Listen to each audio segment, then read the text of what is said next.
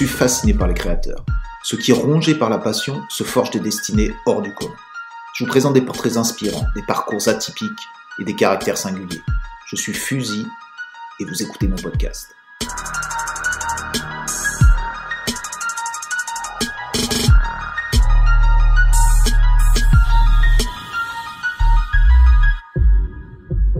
Le graffiti, c'est la créativité, la liberté et la prise de risque. Et qui dit risque, dit conséquence. Tout pratiquant de graffiti vandale peut en payer le prix un jour. C'est aussi cela qui fait l'intérêt de notre pratique. Dans cet épisode, spécial Coursade numéro 4, mes invités ont tous vécu des événements dangereux, bizarres ou insolites, qu'ils n'oublieront jamais et qu'ils ont décidé de partager avec vous. Alors installez-vous confortablement et restez attentifs, car des moments comme ceux-là, vous ne les vivrez que dans le podcast de Fusil.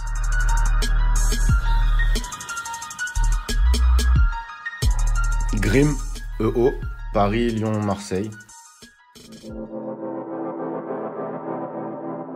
C'est fin d'été 2023.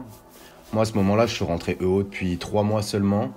C'est le retour d'Espagne, premier voyage de crew pour moi. On n'a pas fait trop de rappels, un peu de train, un peu de métro. Mais je m'étais pété les côtes dans un dépôt de fret en allant chier. Donc pas du tout de rappel pour moi, mais bon, ça c'est une autre histoire.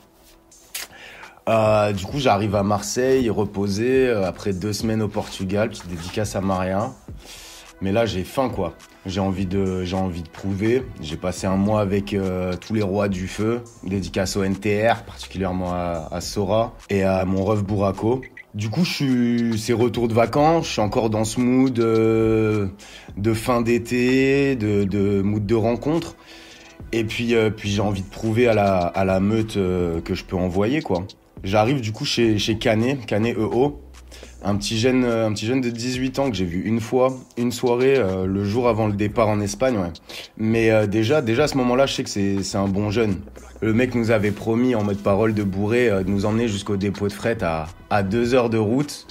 Et à 4 heures du matin, il s'endormait au volant, mais il nous a emmenés, quoi, alors qu'on l'avait rencontré 3 jours avant. Du coup, déjà, je savais que y avait un truc, il y avait une connexion qui s'était créée avec ce petit jeune. À ce moment, en plus, il est pas trop matrixé par le métro, mais il est complètement accro à la corde. Du coup, ouais, j'arrive à Marseille et là, en fait, la météo, elle nous met un stop direct, quoi. C'est pas possible. C'est 70 km/h de vent, c'est de la pluie, c'est dangereux, y a rien d'intérêt. Tu mets un coup de spray et ça part à 3 mètres. C'était pas efficient, quoi. Du coup, c'est l'attente. 1, 2, 3 jours à bouffer des chiches à 3,50. Et au bout de 3 jours, il pleut plus. Du coup, on commence à se monter la tête. En plus, petit hasard du calendrier, il y a Chip 0/20, un petit jeune de Toulouse, pareil, qui est dans le coin. Et c'est l'occasion, quoi. Eux, ils se connaissent déjà. Moi, j'ai peint avec aucun d'eux. Mais on sympathise et on décolle. Autoroute marseillaise, il est minuit. On est à 3 dans la Clio, on a tout le matos avec nous, les sprays, les cordes. Et pour la direction, on monte vers le nord de Marseille. La tension, elle monte un peu dans la caisse. Ouais, pour la localisation, moi, ça me faisait un peu peur, quoi. On parle d'un ancien camp de gitans. On se dirige vers les grandes arches en pierre, les voies SNCF qui donnent sur l'autoroute et face à la mer, un spot golden, en fait. Mais on m'avait déjà dit qu'il y avait des fous par là-bas. Le coup du camp de gitans, ça m'avait fait tiquer, mais bon, je sais pas. Bref, on arrive, on cache la voiture. C'est l'entrée sur le viaduc, elle se fait tranquille par un petit portail SNCF. Puis 3-4 minutes de marche sur les voies avec tout le matos. On arrive sur les 3 piliers vierges, ceux qu'on veut taper. Et c'est toujours hyper calme. Franchement, il n'y a pas un bruit, il fait bon. C'est l'ambiance marseillaise, quoi. L'encordement, ambiance marseillaise, pareil. Super border à fond, il n'y a rien qui tient. Il y a 2 choix. Soit on se met sur une barrière en fonte qui est rouillée, vieille, bien branlante. Ou alors, je crois que c'est Raftel qui m'avait parlé de ça, qui me disait que lui, c'était carrément sur le rail. Mais t'as compris, hein, un fret qui passe à 3h du matin, la corde, elle se coupe. et c'est fini, quoi. Du coup, les deux compères, ils me rassurent un peu, ils me rassurent sur la barrière, en mode ouais, t'inquiète pas, on a fait plusieurs points, c'est safe, enfin ça va le faire, quoi, tu vois. Faut savoir en plus que c'est souvent moi qui descends en premier, ça permet de pouvoir faire des photos de l'action, en fait, que je sois en bas, que je puisse faire des photos avec les autres collègues sur corde et qu'il y ait déjà une place en plus, c'est un peu mieux pour la photo, quoi. Donc en fait, pendant que les deux ils sont en train de préparer les nœuds, moi je préparais l'install, tout ça. Moi je suis en train de me préparer de mon côté, j'enfile mon baudard, je mets mon appareil photo en bandoulière et enfin je secoue mes sprays, je m'équipe. C'est là où c'est le moment d'y aller, quoi. Je passe la barrière, dernier regard vers Canet. À ce moment-là, ma première inquiétude, c'est carrément la barrière en fait. J'étais pas prêt pour la suite. Du coup là, je me lance, je descends. Les 2 premiers mètres, je commence, j'ai eu le temps de faire 1 lettre, 2 lettres, et en fait à ce moment-là je remplis en noir, donc le moment il est kiffant, c'est toujours hyper calme, je sais plus c'est qui disait 30 secondes avant l'accident c'est les vacances, quoi. Et là d'un coup dans la nuit, y a un mec qui sort en bas, qui commence à gueuler avec un accent pur typique marseillais. Oh toi là je vais te tirer dessus, descends je vais te tirer dessus. Moi là je colle, tu vois, je sais pas pourquoi, réflexe bizarre, je me dis ouais c'est pas possible qu'il parle à moi, genre je sais pas, je fais la biche dans les phares du 4x4 la nuit, je freeze, quoi. Je freeze, je bouge pas. Et là le mec il reprend en mode oh fils de pute, tu fais quoi là, je vais te tirer dessus. Entre temps moi j'avais pas capté mais il était rentré chez lui par la véranda et il avait récupéré un truc, quoi. Moi, je suis toujours sur ma corde, le stress commence à être pas mal, hein. Puis je regarde derrière, je vois que le mec, il agite un truc en bas. Je vois une forme, mais je capte pas trop, quoi. Je suis face au mur, je peux pas trop me tourner. Je peux pas faire de tour sur moi-même, quoi. Je suis sur la corde. En tout cas, c'est sûr que je redescends pas, quoi. Le mec, il a beau me dire de descendre, c'est sûr que je redescends pas. C'est là que je vois mes 2 potes, en fait, qui sont toujours au-dessus, et je vois, ils commencent à changer de couleur, quoi. Rouge, vert, violet. Les 2 à la base c'est pas des enfants de cœur. Je précise quand même parce que Chip il est bien baraque, il tombe pas avec le vent. Canet il est nerveux de fou. Enfin bref, ce jour-là ils étaient pas d'humeur à caillasser les sécu, quoi.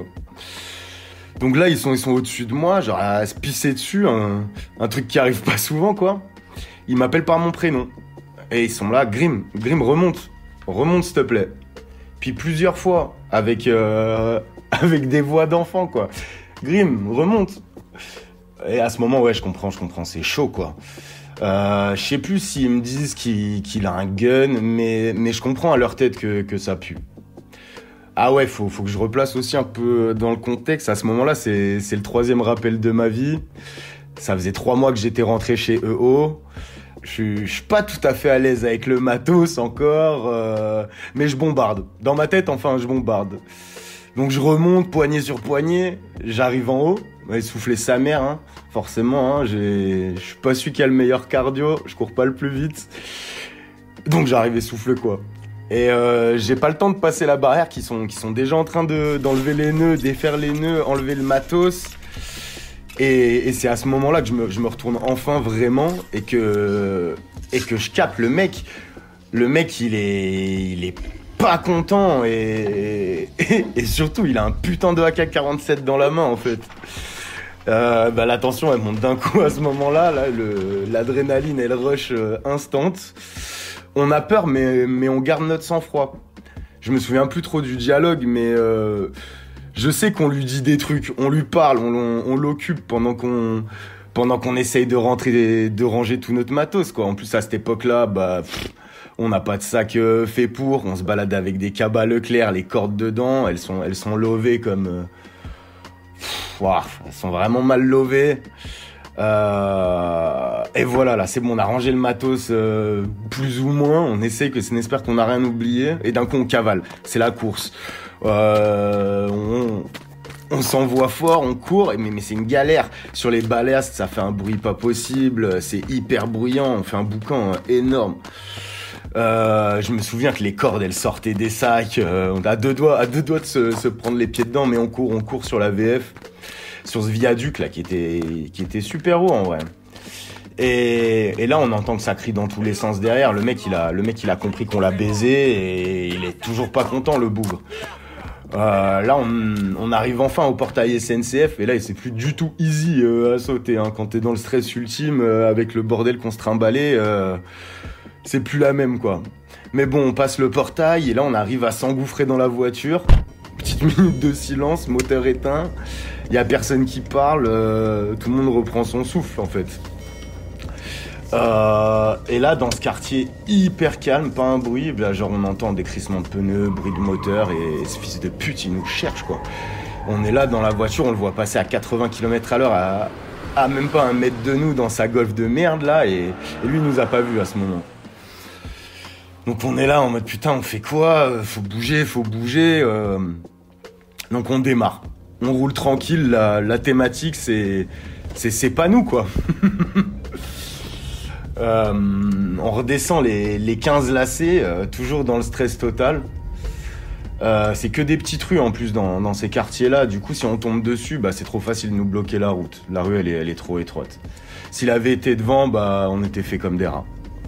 On est enfin au niveau de la mer et là, on revoit sa caisse au loin derrière. Putain, c'est le dernier coup de stress, mais lui, il nous a toujours pas vus, donc ça y est, on est sauvés quoi. On se réengouffre sur l'autoroute, mais y a personne qui parle dans la caisse. Personne parle dans la voiture. Moi, je commence à peine à process ce qui vient de se passer. Le résultat des courses, il y a 2 lettres pas finies sur le mur. Mes 2 potes, ils ont pas peint. On espère qu'on n'a pas perdu le matos. Tout le monde se refait un peu le schéma dans sa tête, mais personne parle. En plus, à l'époque, je me souviens qu'Ané, il habite au Panier. Du coup, bah, direction le centre, ça file. On arrive enfin, et bizarrement, c'est à ce moment-là, quand la voiture elle s'arrête, que mes jambes elles commencent à trembler un peu. On se gare. Forcément, bah, y a jamais de gâche à Marseille. Du coup, bah, la seule gâche qu'on trouve, c'est devant l'évêché. Et là, je me souviens de cette image. J'ouvre la porte, je sors. Et en fait, je me rends compte que j'ai toujours tout sur moi, quoi. Je suis toujours équipé, j'ai mon baudrier, mon descendeur, ma poignée. Je regarde Chip derrière et il a carrément le cabas avec les cordes qui dépassent et les sprays sur les genoux, genre. Et du coup, bah, on éclate de rire, quoi, parce qu'on est devant le Comico, le plus gros Comico de Marseille, et plein de peinture, plein de stress. Et là, on rigole, quoi. Mais bon, à ce moment-là, c'est fini quoi, y a plus rien. On rentre, ça fume et ça dort quoi.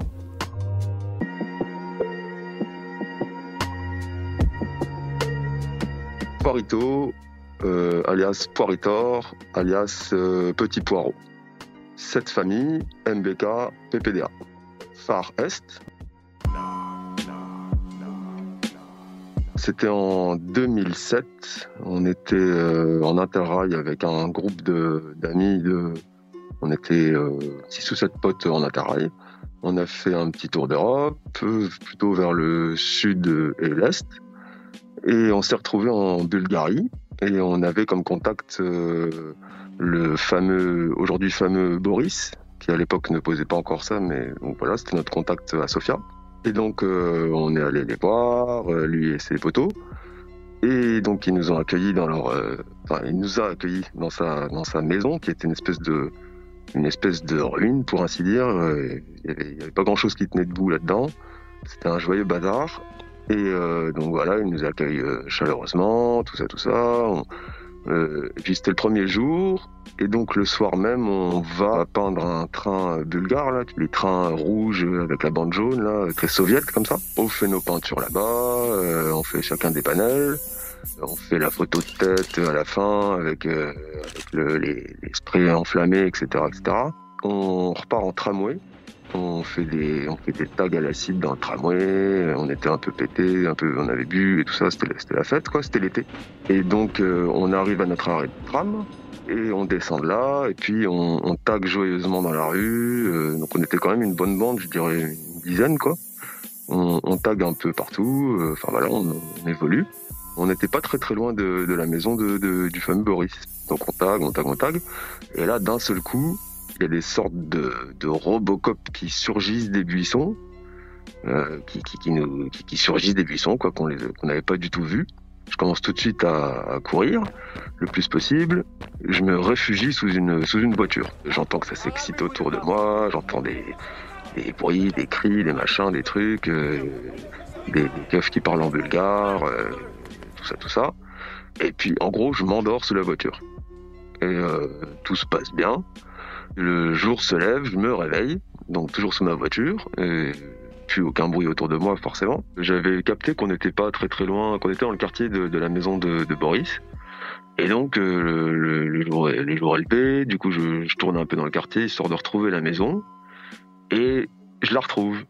Et je vais du côté jardin. Il y avait une espèce de... Enfin, jardin, c'est un grand mot. Une espèce de truc en friche, un peu comme ça. Mais du coup, à l'arrière de la maison. Et là, je vois qu'il y a une fenêtre ouverte dans la maison du fameux Boris. Et donc, je m'aventure là-dedans, dans le jardin. J'accède à la maison. Puis je commence à escalader la façade, quoi. Je me retrouve à l'intérieur de sa baraque, enfin de son espèce de taudis, là. Bah, je vois qu'il n'y a personne, que je suis tout seul, enfin voilà. Et donc, je finis par m'endormir, quoi. Je me fais réveiller par des espèces de coups de feu.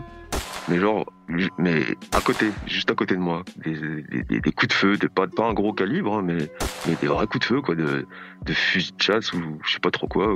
Et j'entends un mec gueuler en bulgare, mais vraiment à proximité de la maison d'à côté, je pense. Et là, du coup, je m'aventure tout, en me cachant comme ça à moitié, parce que je savais pas trop ce qui se passait.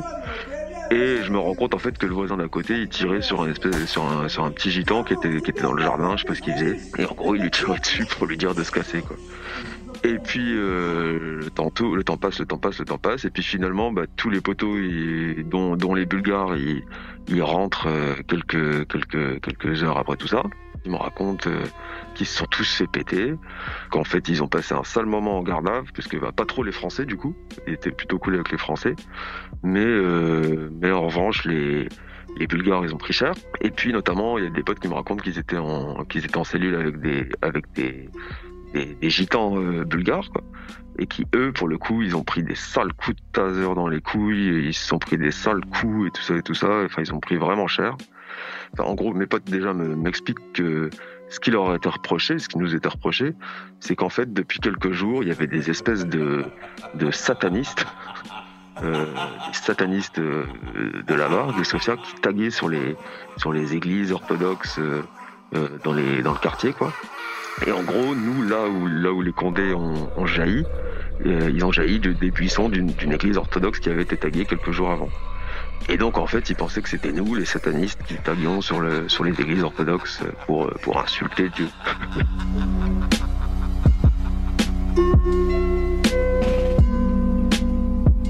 Pise, TSP, LMC, Perch Team, Kyoto. Du coup, on est au printemps 2007. Je fais un tour du monde et sur mon parcours, donc je vais au Japon et je me retrouve chez une amie à Kyoto. Donc voilà, je passe quelques jours là-bas, tranquille, je fais un petit peu du check par-ci par-là. Je trouve des plans pour choper des bombes et je connecte aussi des gars sur place qui me filent des sprays.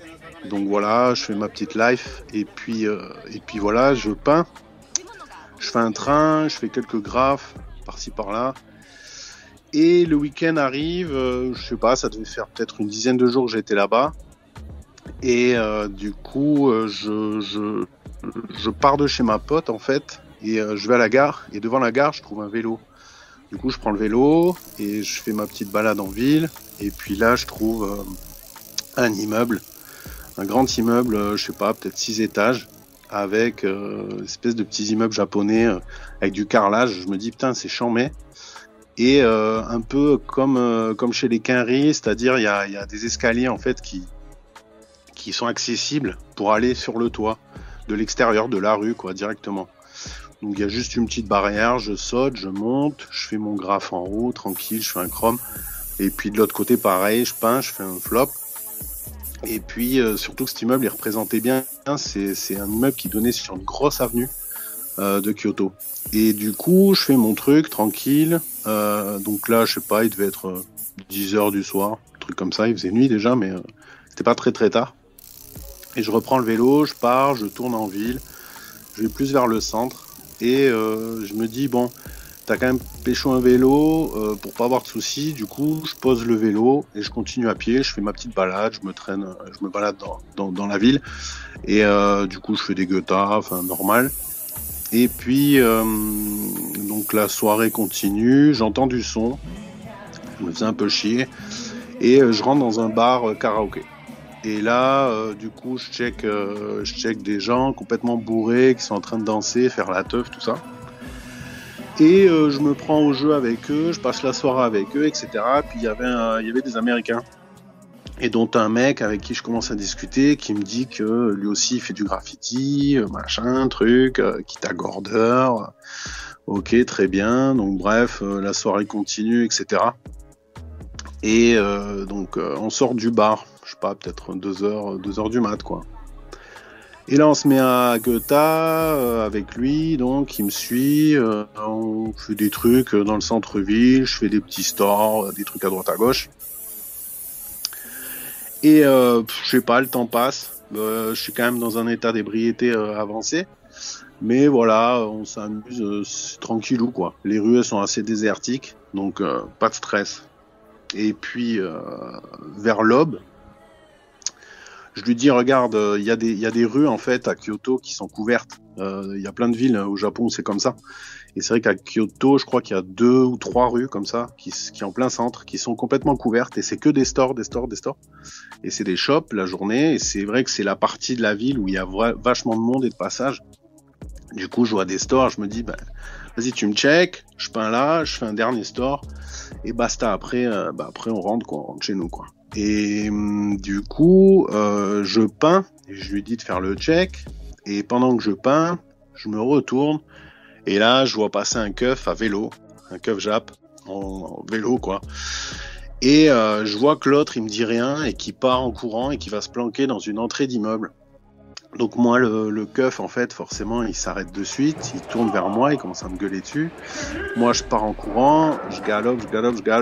J'arrive à un espèce d'endroit où il y a une espèce de place, il y a des poteaux.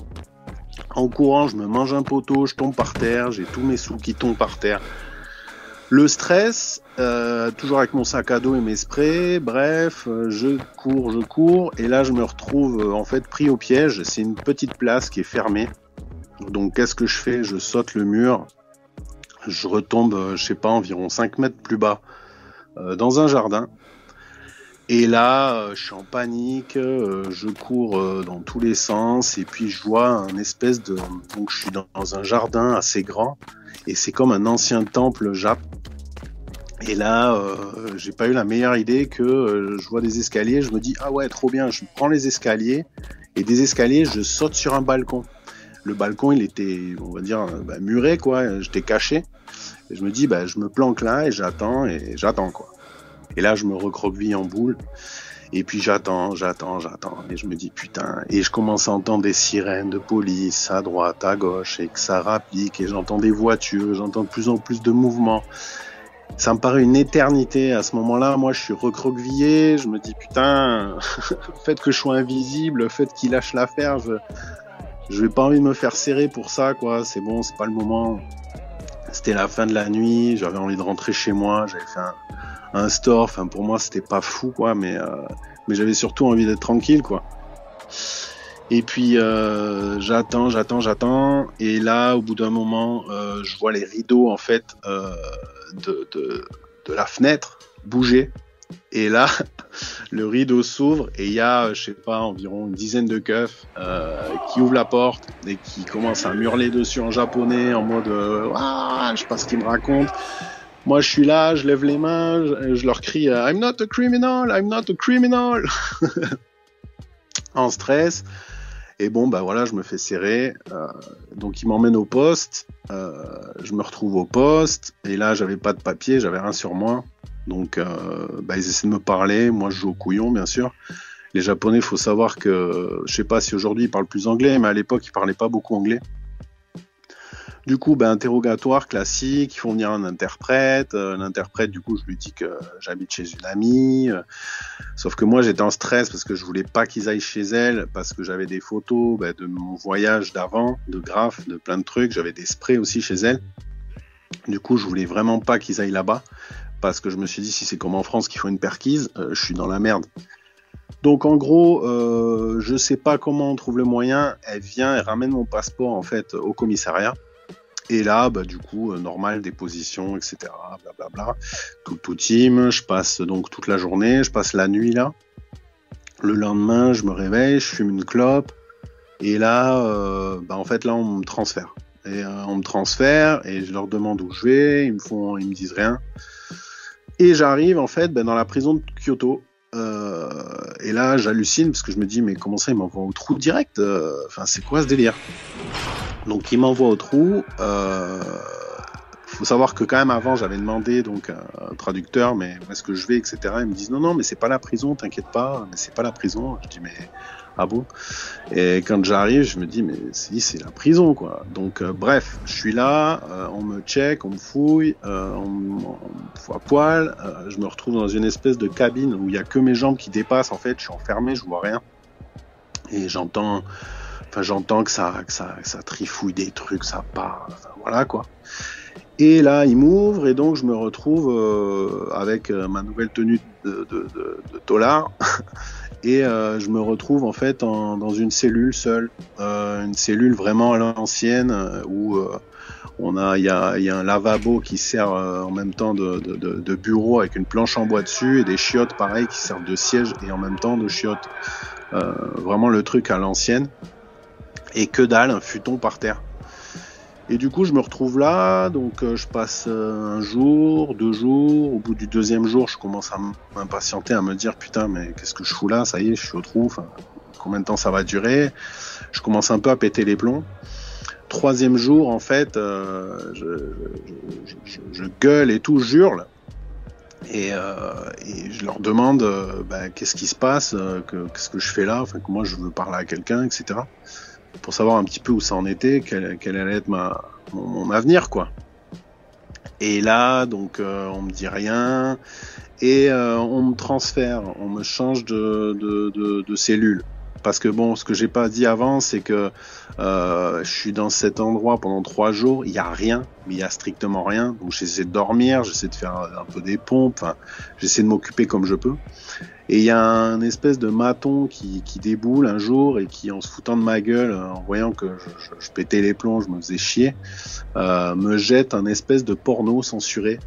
Parce que quand j'ai reçu le magazine, je me suis dit putain trop bien et tout, au moins voilà, je vais pouvoir kiffer un petit peu. En fait, en feuilletant le magazine, il y a une loi qui est passée au Japon à cause des États-Unis suite à la guerre, où en fait tout est censuré là-bas, donc on voit que dalle en plus, donc la frustration extrême. Et bref, du coup le 3e jour on me transfère et on m'amène du coup dans une cellule où là je vais passer une semaine avec d'autres détenus, où ça va être vachement plus sympa, où là on est en groupe, je vais être avec un Brésilien qui va me servir de traducteur avec les Japonais pour un peu apprendre la langue, pour chacun aussi va un peu raconter ce pourquoi il était là. Y en a qui parleront pas, des anciens. Mais voilà, des histoires assez touchantes d'ailleurs de gens, de jeunes là-bas qui resteront gravés quoi, parce que les Japonais ils ont une justice qui est très très dure je trouve. Donc c'est vrai que moi à côté avec mon truc, je me suis dit putain mais qu'est-ce qui va se passer?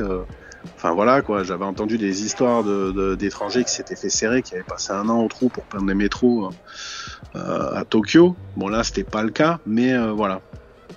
Et donc j'ai passé 1 semaine là avec eux et j'ai donc été retransféré devant le juge au bout d'1 semaine.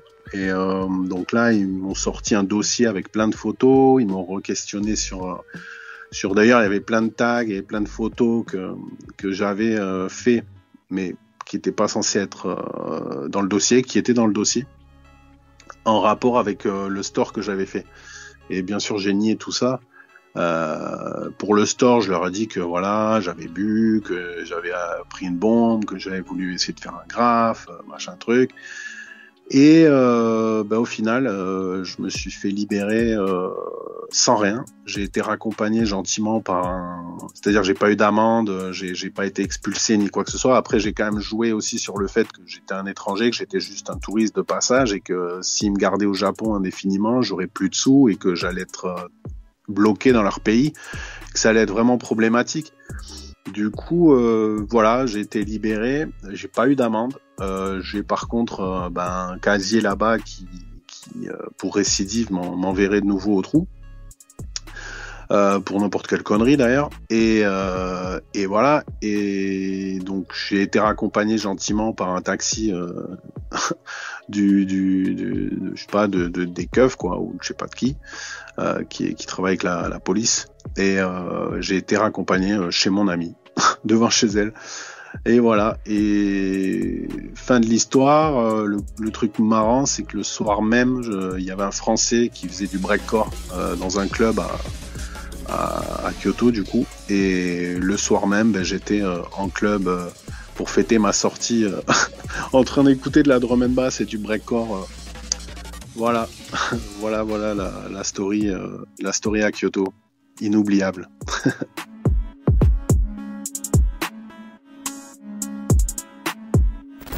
J'interromps 2 minutes l'écoute de cet épisode pour vous annoncer la sortie du nouveau Revue Tag numéro 6.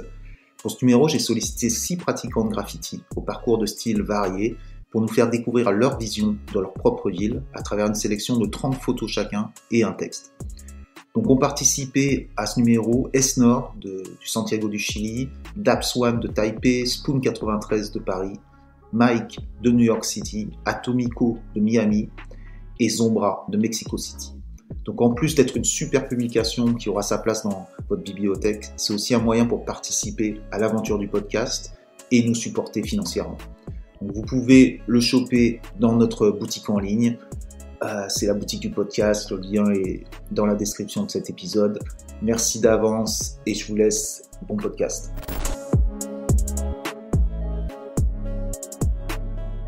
Corpo, RMK, D3, WH, à full S.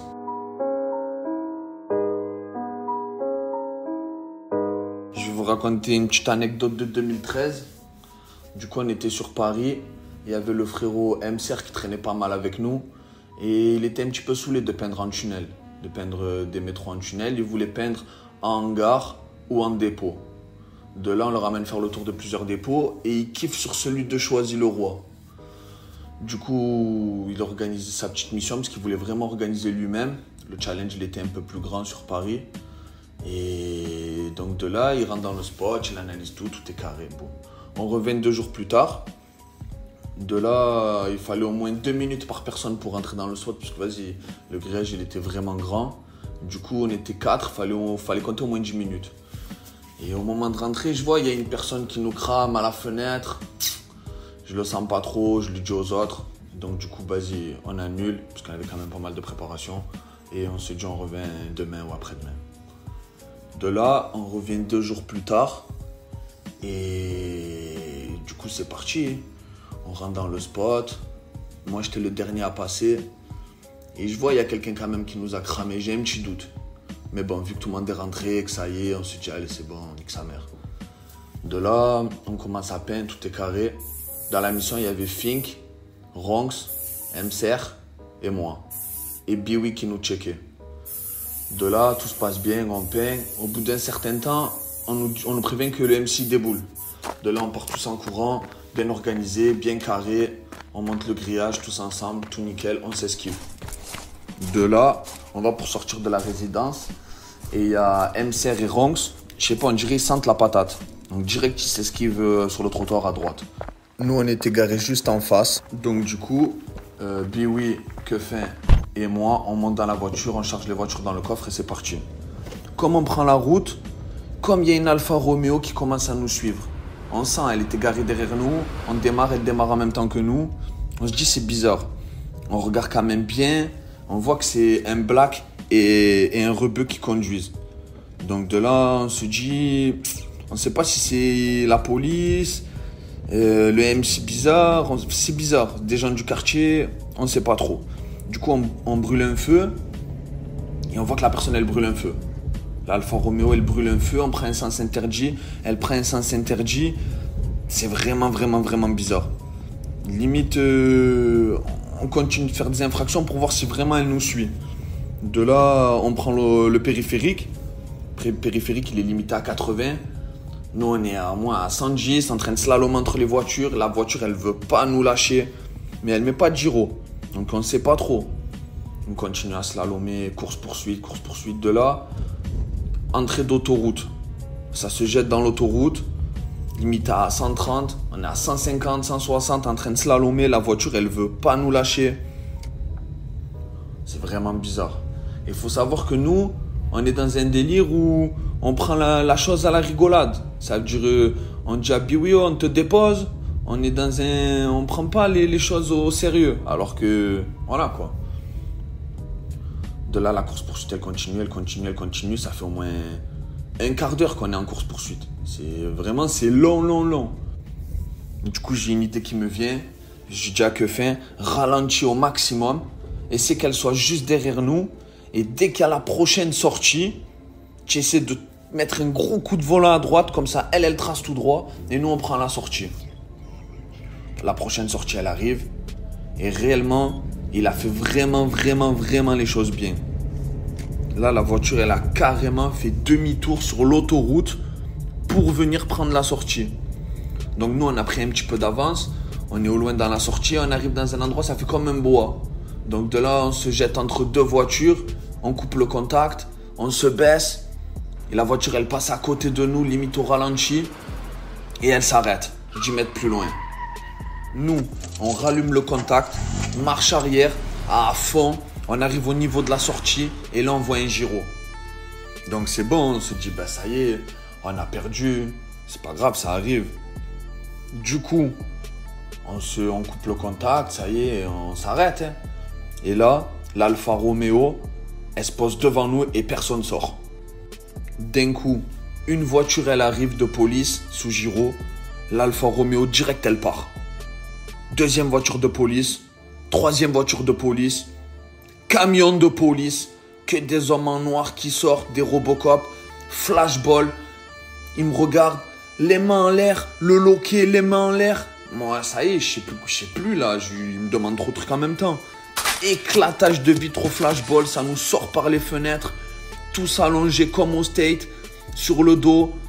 Qu'est-ce que vous avez volé, pas qu'est-ce que vous avez fait? On leur dit.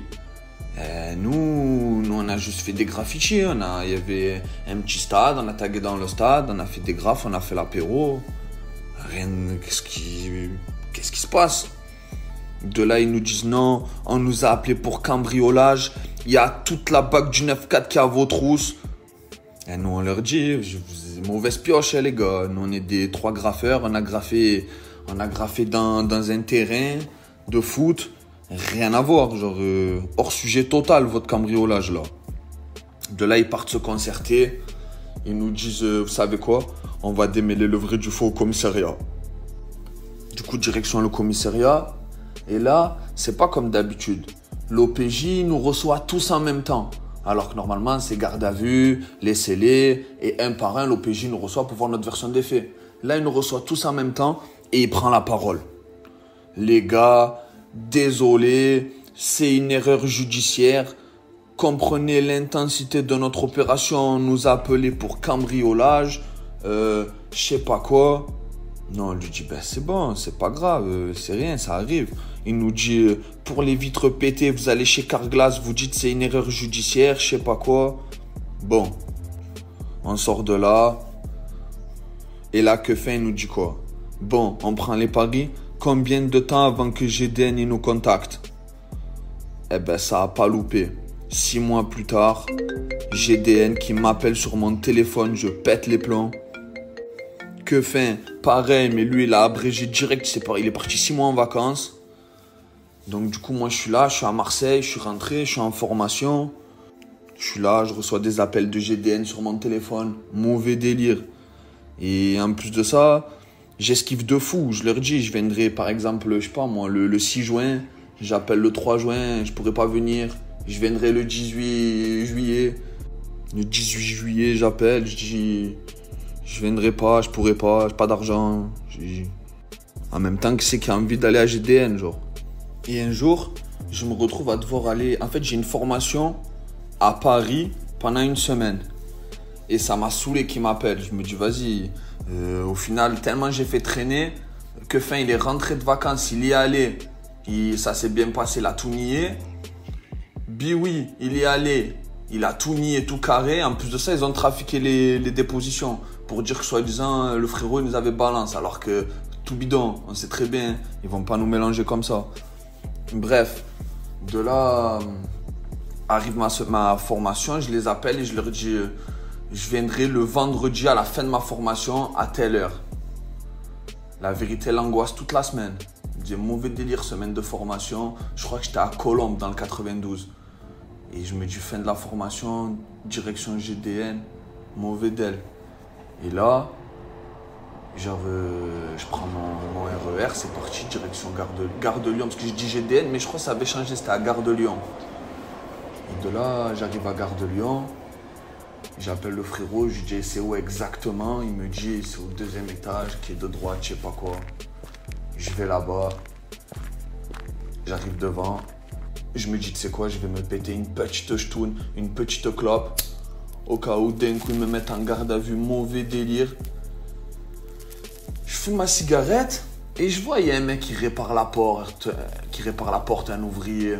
Je le regarde travailler en même temps. Du coup je gamberge et tout. Là je rentre dans le bureau, enfin à l'accueil. Je dis bonjour, je suis censé venir, je sais pas quoi, je leur explique tout. Et là qu'est-ce qu'elle me dit? Elle me dit on s'est fait fracturer la porte hier soir. Par mesure de sécurité, il n'y a ni garde à vue, ni enquêteur, ni OPJ, ni rien du tout. On vous recontactera. Et ils prennent ni mon nom, ni rien. Moi, je pars. Ça y est, c'est bon. Dans ma tête, le dossier, il est clos. J'ai tiré le gros lot. Et on va dire peut-être 1 an et demi plus tard, ça veut dire que le panel qu'on a fait, déjà, ça remonte à plusieurs années déjà là. 1 an plus tard, je reçois une convocation dans un des commissariats les plus pourris de Marseille. D'ailleurs, à cette heure-ci, il est fermé. Il a fermé le commissariat, c'est un terrain graffiti.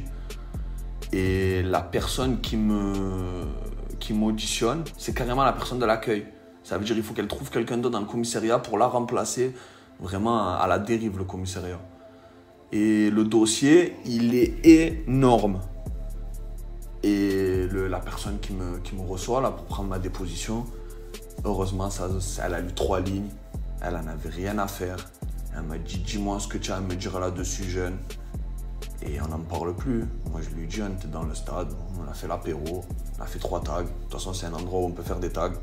Et voilà, hein, rien de bien méchant, ils se sont trompés, et puis c'est tout. Et voilà, affaire classée.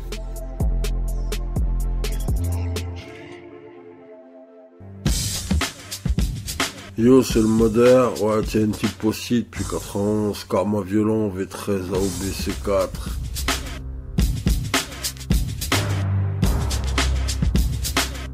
Cette histoire-là, elle se passe au tout début du passage à l'euro, et ça a une importance parce que j'ai énormément d'amendes déjà en francs que j'arrive plus à payer, enfin bref, tout un sketch.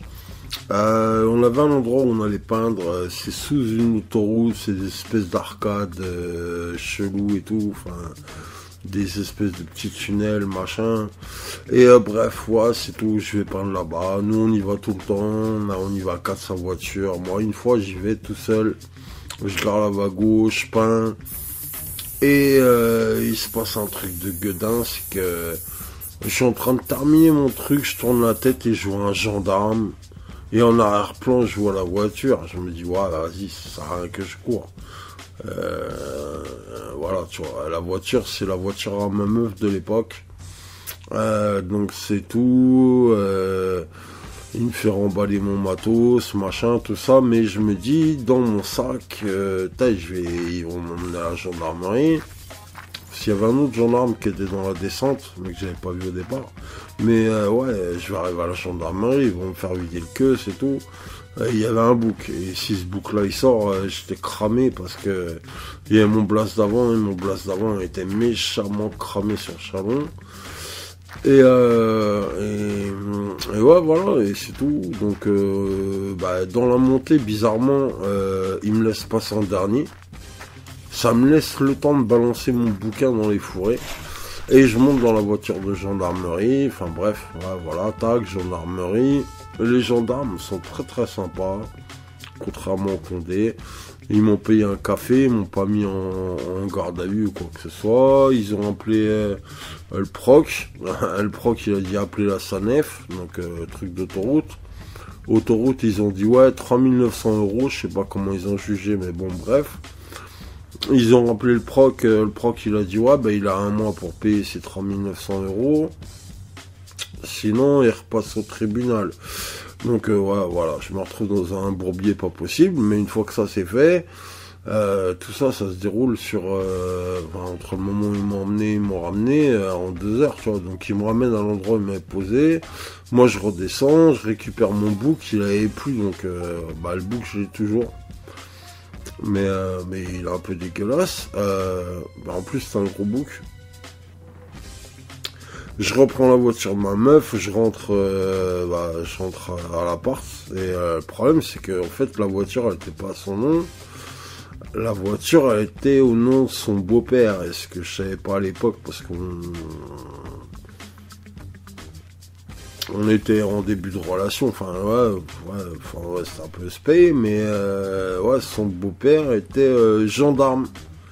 Et en fait quand je suis rentré, ils étaient déjà tous au courant de l'histoire, tu vois. Et son beau-père il s'est fait défoncer par ses supérieurs, et son beau-père il m'a pas défoncé parce qu'il était plus petit que moi et il avait un peu peur, mais il m'a quand même défoncé verbalement. Voilà, après voilà, petite leçon, mais bon, ouais, sketch, gros sketch, très très gros sketch. Et l'histoire du délire de cette putain d'histoire, c'est pourquoi les gendarmes sont arrivés là. Les gendarmes sont arrivés là parce que, et c'est là où je dis que je suis un Pierre Richard, comme mon grand-père était un Pierre Richard de première, on a la poisse, c'est qu'en fait, comme l'eau monte sous le pont tous les hivers à 2 mètres, 2 mètres 50 et tout, etc., ça fissure un peu les voûtes, machin et tout. Et il y a un gars qui passe une fois par an et qui vient faire un trait de craie sur le mur et qui mesure la hauteur de la montée de l'eau. Et en fait, moi, ce gars-là, je l'ai vu, je l'ai pas vu, mais je l'ai su, ils me l'ont dit. C'est lui qui a appelé les gendarmes, cet enculé là. Parce que moi je suis en train de peindre, et lui il est arrivé de l'autre côté du tunnel là où j'étais. Il y a plein de tunnels. Et en fait il m'a vu en train de peindre et il a appelé Condé, ce bâtard. Et voilà. Et c'est comme ça qu'on se fait enculer pour que dalle. Et 3900 boules, c'est un tarot pour un coup de craie quand même. Enfin voilà, ouais, c'était la story, il n'y a pas eu de course-poursuite, il n'y a rien eu, mais il y a eu un putain de sketch d'enculé, voilà.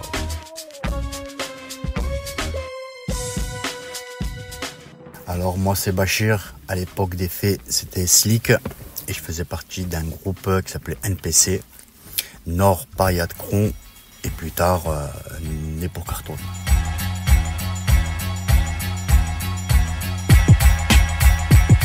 Alors cette histoire elle se passe en 91-92, on est en hiver sur Montpellier, les hauteurs de la Paillade, quartier des Tritons. Donc il y a 5 tours de 17 étages qui surplombent une pharmacie, des écoles primaires et maternelles, un stade de foot et une maison pour tous. Et cette maison pour tous, on avait l'habitude le mercredi après-midi, parce qu'ils avaient une salle de danse avec miroir et tout, d'aller voir les animateurs et de voir s'ils pouvaient nous prêter la salle pour danser, rapper, passer l'après-midi en écoutant du son, quoi. Et donc là, ce soir-là, on descend un peu plus bas de la Maison pour tous. Et je suis dans un quartier où les bus, c'est le terminus. Donc ils viennent jusqu'à chez nous et ils font demi-tour. Ils attendent le prochain bus pour repartir. Et nous, on avait pour l'habitude de descendre en bas là, ils attendent les bus et les cartons. Avec le groupe avec lequel j'étais. On était 6. Et ce soir-là, donc on revenait d'une petite descente là de bus. Donc on remontait la pente qui ramenait vers notre quartier. Et là on voit que la Maison pour tous, elle était allumée, quoi. Il est 20h, 19-20h. On voit qu'elle est allumée, habituellement elle est éteinte, donc on s'empresse d'aller voir ce qui se passe. Et là on voit de la musique et on voit des nanas en train de danser. Il s'avérait avec le temps que c'était les danseuses des Pom Pom Girls du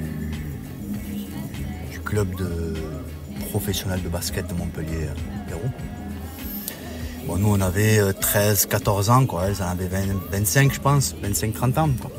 Donc, nous, on essayait de tchatcher, de parler avec elles, leur dire ce qu'on danse, on voulait, leur montrer un peu ce qu'on faisait. Et là, il y avait leurs mecs qui étaient là dans la salle, donc eux, ils étaient chauds. Non, vous pouvez pas rentrer. Et bon, nous, on est dans notre quartier, donc c'est notre salle. Donc, on parle d'insultes. Eux, ils sont dans la salle enfermés et nous, on peut rien faire à l'extérieur. Donc, bon, un peu frustré, donc bon. On regarde un peu ça de l'extérieur et puis on se met un peu plus haut. Et là, sur la droite, on a le parking donc de cette Maison pour tous. Et là, on voit 2-3 voitures. On voit que c'est les leurs. On connaît les voitures du quartier. On sait que c'est les leurs. Donc, comme on était chargé de baranes et de posca, même de comté, j'imagine, on décide d'aller leur défoncer leur voiture. Donc, en 2-3 mouvements, donc 5, même pas 5 minutes, on prend les voitures, on les plie. Et là, ce soir-là, il y avait Dusty, un graffeur, tagger qui est encore en activité. Il y avait un gars qui s'appelait Stand, c'est le petit frère de Jason, que Desh parle dans un des podcasts de Toi Fusil. Et il y avait un gars qui s'appelait DJR. C'était un surnom que justement Desh, quand il est venu à la cité Phobos, une cité voisine, il avait surnommé comme ça. Et il y avait un petit jeune, le plus petit de la bande, qui s'appelait Bestie, un petit breaker. Et moi-même, Slick. Et un autre breaker qui s'appelait Spal aussi, qui traînait beaucoup dans la bande de Kato, Desh, au centre-ville, mais qui était du quartier. Donc en 2-3 mouvements, on déchire ses voitures et puis il y en a un, je sais pas, qui ouvre la porte s'ouvre et on enlève le frein à main. Et comme c'est un peu en pente, ce parking, il surplombe une route avec un petit muret qui mesure peut-être 1 mètre. Là, la voiture avec l'élan, elle passe le petit muret et elle se retrouve en équilibre, quoi, à tomber 1 mètre plus bas, quoi. Et là, je pense qu'ils entendent tout, quoi. Bon, nous, on avait eu le temps de revenir au-dessus de la médiathèque, là, parce que c'était un peu en pente. Donc on les voit sortir, ils vont se diriger vers les voitures et tout, et nous on était en haut, on les insulte, ils nous voient, et ils font mine de re-rentrer dans la Maison pour tous, mais en fait ils la contournent par derrière pour essayer de nous choper du côté gauche, quoi. Et je sais pas, il y en a un qui se dit ils vont essayer de nous choper par là. Donc nous, qu'est-ce qu'on fait? On passe justement par la gauche où ils sont, sauf qu'on s'infiltre dans le quartier. Et face à ces tours-là, entre les terrains de foot et tout ça, il y avait une autre cité où moi j'habitais, c'était la cité des Jeunes, des bâtiments de 3-4 étages. Donc nous on s'infiltre là-dedans, on rentre dans le quartier et là le groupe se sépare en deux. Il y en a qui passent vers la droite sur un petit chemin et ce chemin il ramène vers devant chez moi. Donc moi je peux pas les suivre parce que je me dis si mon père il est là, j'habite au rez-de-chaussée, il va me voir courir, je suis mort, quoi. Donc moi je décide d'aller tout droit, il y a des escaliers qui vont direction le stade de foot, en bas du stade de foot, mais qui surplombent là où j'habite, caché par des arbres. Donc moi et le petit Younes, le petit Bestie, on s'infiltre par là. Eux ils descendent, donc on les voit, ils sont en bas en train de courir et tout, et justement je vois mon père qui est dans le balcon, tu vois, avec le chien, il les voit courir, il s'espante, et moi il me voit pas parce que je suis en haut, donc moi je continue à courir avec Bestie, les mecs sont derrière nous. Eux ils s'infiltrent dans le quartier, et c'est une enfilade de Porsche. Et ces bâtiments, donc il y a des entrées à droite et à gauche. Et dans chaque bâtiment, il y a 3 entrées. Une en bas pour aller dans les garages. Et toutes ces garages sont communicants. Donc quand tu passes par là, c'est mort, on ne te retrouve plus. ou sinon il y avait une entrée rez-de-chaussée et une entrée à l'étage. Et il faut savoir qu'au rez-de-chaussée, il y avait une sortie à chaque côté, à l'extérieur du bâtiment. Donc quand tu rentrais là-dedans, c'était mort, on pouvait plus te choper. Avec le temps, ils ont tout fermé, tous les Porsche, parce que c'était galère quand les flics venaient. Personne n'était, on pouvait pas nous retrouver, quoi. Donc eux, ils passent par là, c'était le meilleur chemin. Moi, je pouvais pas prendre. Je continue en haut, donc je longe le stade de foot et j'arrive sur la tour 2 et tour 1. Et Younes, lui, le bestie, il habitait la tour 1. Donc on continue et puis là, pam. Je pense que le groupe en bas s'est séparé. Il y en a 2 autres qui nous rejoignent. C'était Spad et Dusty, eux aussi ils habitent les tours. Donc ils nous rejoignent. On continue à courir, les mecs derrière nous en train de nous insulter. En vérité, on aurait pu aller là où il y avait les grands et voilà, ils les auraient pris, ils les auraient défoncés, mais ils nous auraient défoncé après aussi. Parce que de savoir ce qu'on avait fait, je pense qu'on aurait pris une raclée. Donc du coup, on évite aussi les grands et tout. Donc nous, on va direction, moi je vais direction la tour 1.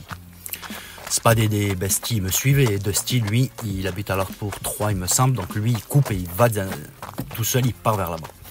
Donc on arrive en courant là, essoufflé et tout devant la tour 3 avec une grande porte en fer.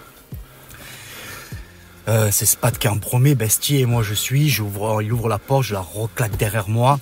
Et là, en quelques secondes, soit on prend, il y a 2 ascenseurs, soit on prend l'ascenseur, soit on prend les escaliers. Bon, on prend l'escalier de suite.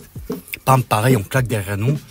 Et là, Spad, lui, il prend la porte du 2e étage. Il sort au 2e étage.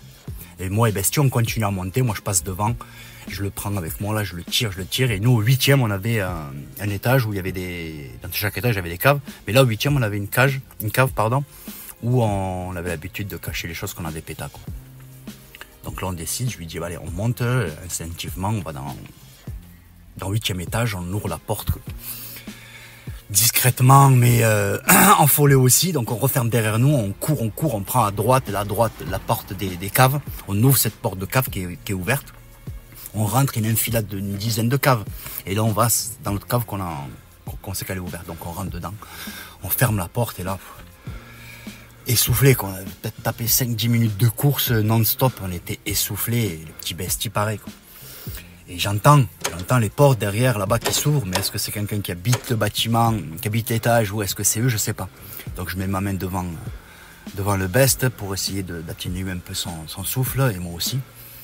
Et on attend comme ça, je sais pas, 5-10 minutes qui nous paraissent, ceux qui ont fait des courses savent, ça passe pas, quoi.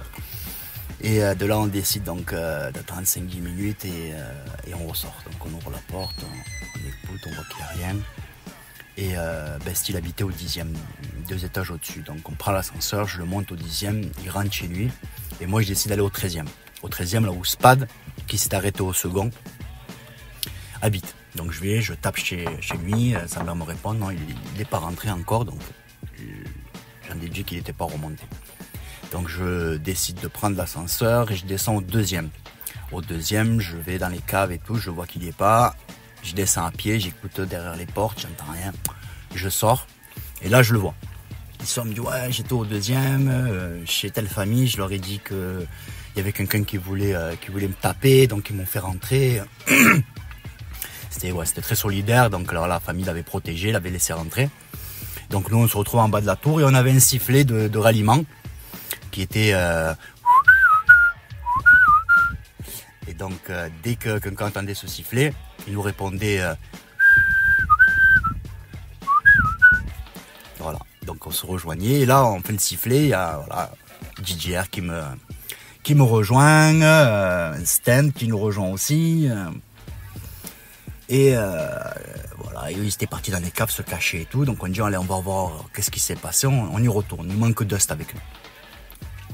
Et là, on décide de passer, mais à travers les grillages, entre les quartiers des Jeunes et des Tritons, donc au milieu, stade de foot, école primaire.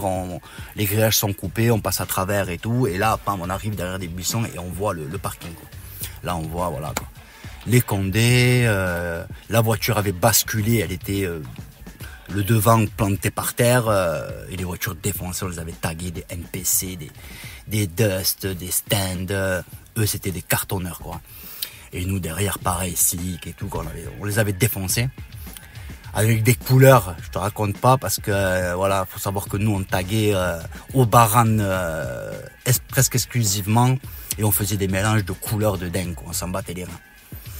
D'ailleurs, Sten, par exemple, c'était quelqu'un qui taguait au couteau. Déjà en 92-93, il allait dans les arrêts de bus et tous les arrêts de bus là avec les plexis, eh ben il est tagué et vandale. Il te mettait des 10 ou 20 stands, quoi. C'était vraiment un vandale, ce gars. Et donc on se retrouve derrière nos buissons, on entend un bruit derrière nous, puis c'était Dust. Il nous avait vus, donc il était parti à la tour 5. Et il faut savoir que dans chaque étage, il y avait de grandes baies vitrées, donc des fois on avait l'habitude de monter au 17 et de regarder un peu s'il y avait les gars du quartier, quoi, parce qu'à l'époque il n'y avait pas de portable. Donc même avec notre sifflet, on voyait pas tout le monde nous entendait pas, donc des fois on montait au 10e et on voyait les mecs qui étaient là ou là, quoi. Donc lui il nous avait vus de la tour 1, hop, traverser tout ça, et en train de regarder, quoi. Donc il nous dit, venons, on monte, on va voir ce qui se passe de là-haut, quoi.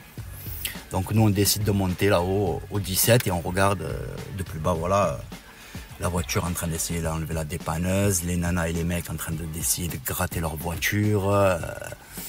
Alors voilà, quoi, on regardait la merde qu'on avait fait, quoi, en gros, parce que sur le coup c'est sûr qu'on pensait pas aux conséquences, mais là aujourd'hui moi j'ai 47 ans, 48 ans, voilà. J'aurais pu faire des dégâts si on m'avait fait ça à ma voiture, quoi. Donc c'est sûr, on avait vu la merde qu'on avait fait, mais bon voilà, c'était notre quartier et voilà, à l'époque c'était comme ça, quoi. Voilà, c'était une petite anecdote de Montpellier la Paillade et de mon crew de l'époque NPC.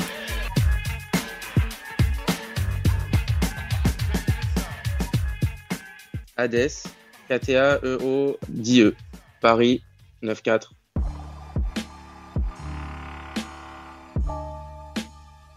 On était au squat avec pas mal de potes de l'équipe, et puis il y avait des gens de Bruxelles, des gens d'Espagne, toutes sortes d'amis à nous, parce que c'était l'été, et on commençait à chauffer, on voulait faire une grosse peinture ce soir-là, et au début on commençait à se dire on est quand même un peu trop pour faire un rappel, ça va être compliqué, mais finalement il y en a un qui dit ouais, moi j'ai trouvé un super mur à côté du périph', je crois que c'est l'autoroute qui passe par là. Et on commence à tout se chauffer. Le plan, c'était de faire une grosse peinture olympique. Donc du coup, il fallait un extincteur par couleur de cercle. Donc on regarde un peu à quoi ça ressemble, histoire de pas se tromper de couleur et de sens avant de partir. Parce que c'était un peu dans le contexte de il y a les JO, ils effacent les peintures. Voilà, on voulait un peu marquer le coup, faire un gros truc. Là, on commence à remplir genre peut-être 8 ou quasiment 8 ou 9 extincteurs de peinture, avec même plusieurs noirs au cas où il y en aurait par exemple un qui marcherait pas. Vraiment, on commence à chauffer, quoi. On remplit carrément un caddie d'extincteurs et on part, on traverse une bonne partie du 9-4 comme ça avec notre caddie. On arrive sur le plan, il faut s'infiltrer dans un immeuble, passer par le parking. Après, ils ont découpé un barreau pour qu'on puisse accéder au toit qu'on envisage de peindre. Donc là, on commence à installer les cordes. Il y en a qui commencent à vider des bouteilles de peinture qu'on avait remplies en plus pour vraiment colorer toute la fresque. Et au final, on était quasiment sur le point de se lancer. Les premiers étaient prêts à partir dans les rappels quand on se fait flasher par une maglite d'une voiture qui est en face et qui nous éclaire. Donc on se cache et puis on regarde et on voit que la voiture elle lâche pas l'affaire.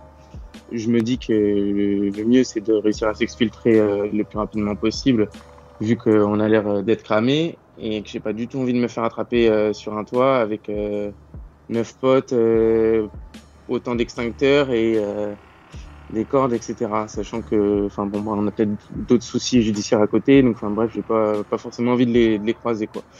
Et je descends du coup l'immeuble, je passe par le parking, je cherche une autre sortie que celle que j'ai empruntée pour rentrer, en me disant que ce serait peut-être plus simple de sortir ailleurs, mais finalement j'en trouve pas. Je finis par escalader une porte et sauter dans la rue un peu plus loin, et là je vois au bout de la rue une voiture qui arrive directement à mon encontre, donc moi j'accélère. Au moment où ils ouvrent la vitre et qu'ils me disent monsieur s'il vous plaît, je vois des escaliers à ma gauche, je me dis qu'ils sont en voiture, qu'ils me suivront pas, donc j'emprunte les escaliers. Je vois la voiture qui met un gros coup d'accélérateur pour faire le tour et arriver en haut des escaliers. Du coup, je m'en dis, je vais redescendre les escaliers, je vais repasser par là d'où ils viennent. Comme ça, ils m'attraperont pas. Sauf que allez, 2 minutes après, je me cache derrière une voiture en me disant la voiture là-bas est un peu suspecte et ça manque pas, la voiture s'arrête au niveau de la voiture et ça repart en course-poursuite. Sachant que ils sont en voiture, donc c'est compliqué de les semer sur une ligne droite, sachant qu'il n'y a pas forcément de gauche-droite et tout, là, à l'endroit où je me trouve. Et ils se marrent, ils se foutent de ma gueule parce qu'ils voient que je suis un peu acculé, quoi, et ils me disent « Allez, vieille, arrête-toi !» Enfin, ça se voit qu'ils me prennent pas du tout au sérieux, qu'ils se disent « Bon, voilà, il est sur la ligne droite, il court, il va aller où, comme ça ?» Et là, miracle, je vois un trou dans le grillage, dans un grillage juste à côté de moi. J'ai à peine eu le temps de sauter du grillage pendant que ils ouvraient la portière, genre 2 mètres avant moi. Et là, du coup, je les ai entendus crier, genre « Putain, merde, je sais pas quoi !» et ressauter dans la voiture. Et du coup, là, j'ai couru, je me suis retrouvé sur le toit d'une maison à peu près au premier étage. J'ai pu me suspendre et me laisser tomber et redescendre dans la rue plus bas. Et là, je me suis caché derrière un camion peut-être pendant 10 minutes, le temps de reprendre mon souffle. Et au final, je commençais à me dire, putain, les mecs qui sont restés sur le toit, j'espère qu'il leur est rien arrivé. J'hésitais presque à y retourner un peu de loin pour voir si s'était passé quelque chose. Au final, je rentre à la maison et là, je croise mes colocs et amis qui me disent nous, ça s'est bien passé pour nous, on a vu la bagnole de keuf qui faisait des allers-retours en bas, je sais pas vers qui ils couraient, mais nous on a pu en profiter pour sortir à ce moment-là, sachant que leur vélo était vraiment garé à côté de là où la voiture m'attendait. Au final, ça les a pas mal aidés. Moi, ce soir-là, genre, je me dis, putain, mais ma vie, c'est vraiment n'importe quoi, c'est peut-être ma 3e course-poursuite dans les 3-4 dernières semaines que je venais de vivre. Donc, je commençais un peu à me remettre en question, à me dire, putain, la police, elle m'appelle, j'ai des convocations, je passe mes nuits vraiment à courir, à me dire, peut-être faut que j'arrête parce que ça va pas en s'améliorant, quoi. Et au final, j'oublie vite et on repart faire des bêtises encore quelques semaines plus tard. Cette fois-là pour ouvrir un bâtiment dans le but de le squatter. Et le hasard a fait que j'étais devant un bâtiment avec mon pote à moitié en train de rentrer dedans quand il y a une bagnole qui est arrivée en contresens directement sur nous, qui est sortie et qui m'ont dit « Ah mais tiens, c'est toi, tu nous as bien fait rire la dernière fois ». Bref, ils m'ont reconnu, quoi, et ils avaient l'air de bien se souvenir de cet épisode où j'avais sauté dans le grillage et que je leur avais échappé.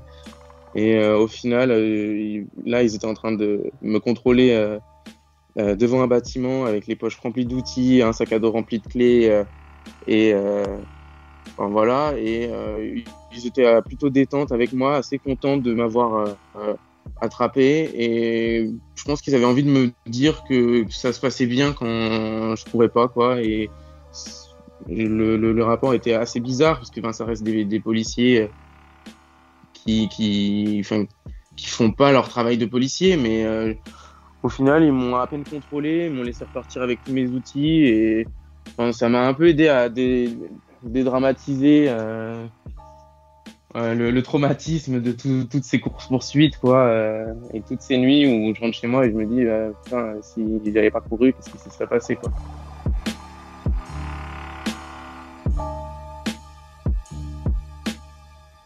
Thèse APF GAP.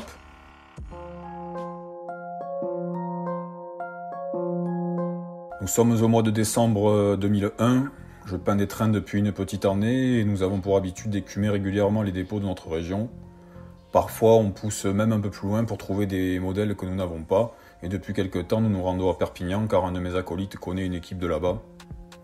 C'est le samedi soir, nous sommes 3 Toulousains, on vient fraîchement d'arriver en Catalogne et nous captons des locaux. On se restaure et on boit des coups en attendant l'heure propice. Il est prévu qu'on parte faire un wall train dans un dépôt de montagne qui se trouve approximativement à 1 heure de route de Perpignan et 1 demi-heure de la frontière espagnole. Ce dépôt, nous y avons déjà été, il est vrai qu'on s'y est toujours bien amusé, mais ce n'est un secret pour personne, ça fait un petit moment qu'il se fait bien martyriser. Il est à peu près minuit lorsque nous débutons notre ascension à bord de notre Sublime 205.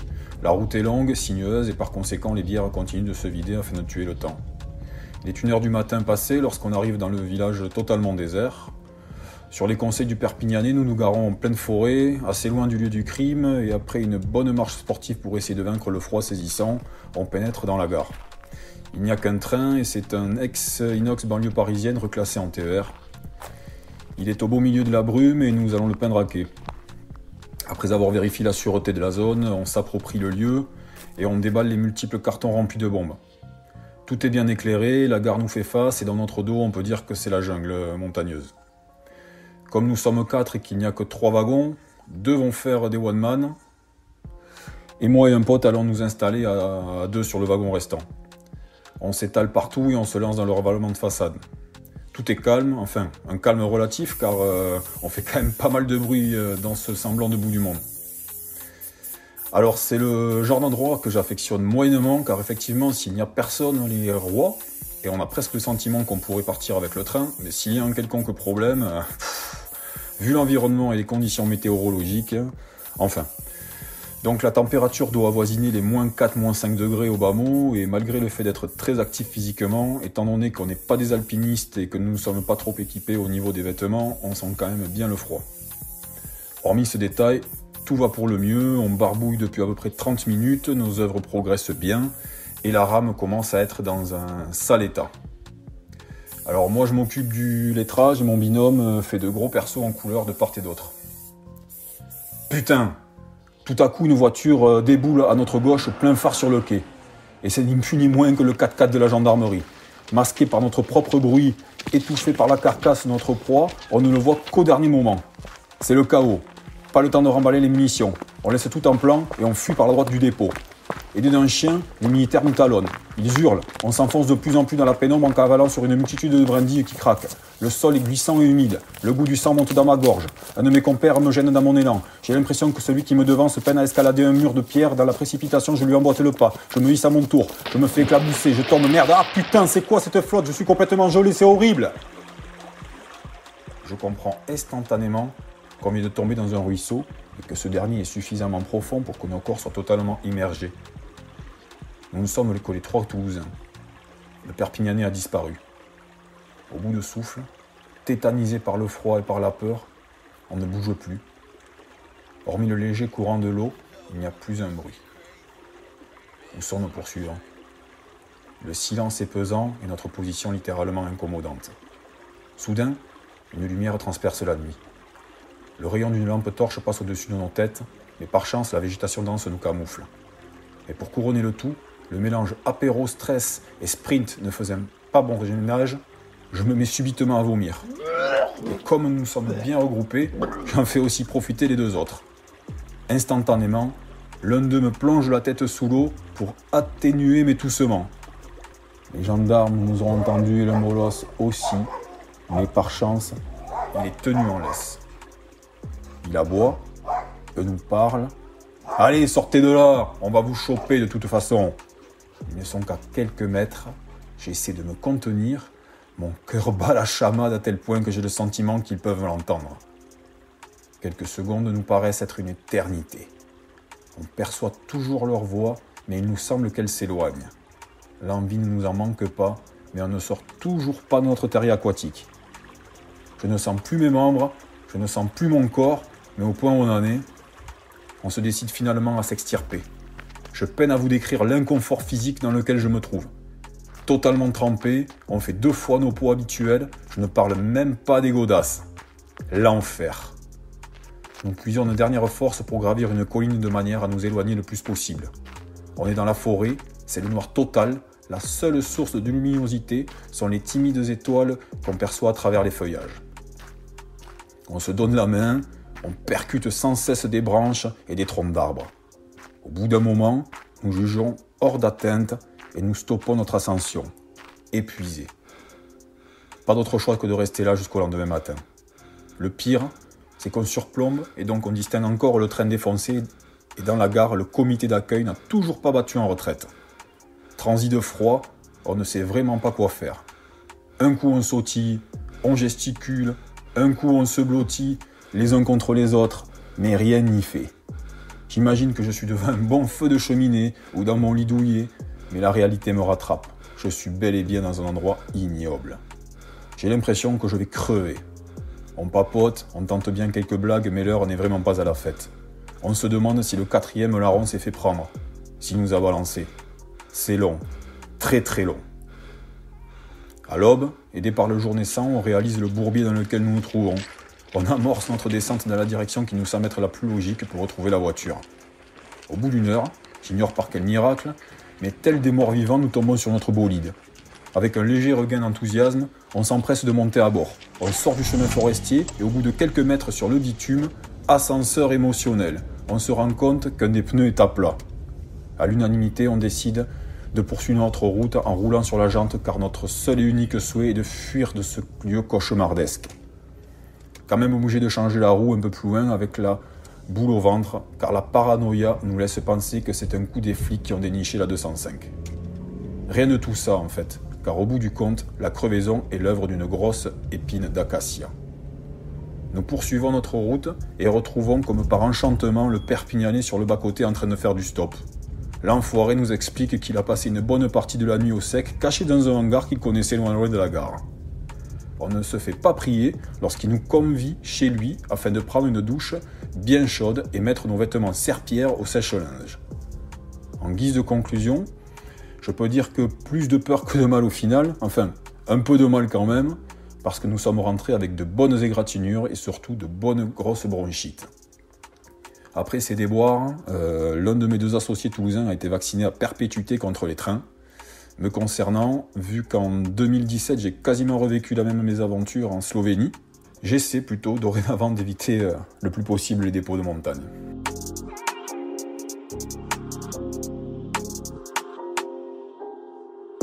Sueño, INK, ACC, MCT.